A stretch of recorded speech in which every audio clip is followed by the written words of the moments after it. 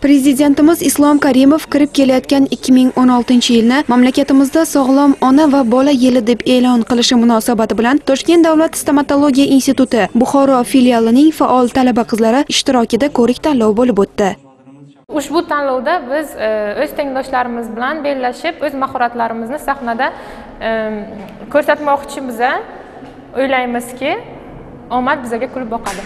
Tadbirning o'tkazilishidan asosiy maqsad oliy ta'lim muassasasida tahsil olayotgan talaba qizlarning ijtimoiy faolligini yuksaltirishdan iborat bo'lib, unda ilm dargohining 4 nafar chaqqon va iqtidorli qizlari hayotdagi maqsad va shiorlarni she'riy va badiiy yo'nalishda tengdoshlariga ko'rsatib berishga harakat qilishdi. 2016 год в Узбекистане провозглашен годом здоровой матери и ребенка. С таким предложением на торжественном собрании, посвященной 23-й годовщине Конституции страны, выступил президент Ислам Каримов.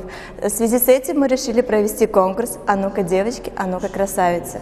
Tadbirda maskanning professor o'qituvchilari, talaba yoshlar va kamolot yoshlar ijtimoiy harakati boshlang'ich tashkilot yetakchilari ishtirok etishdi. Ko'rik-tanlovda qatnashgan qizlar faxriyorlik hamda esdalik sovg'alar bilan taqdirlanishdi. Tadbir san'at ustalari ishtirokidagi konsert dasturi bilan yakunlandi.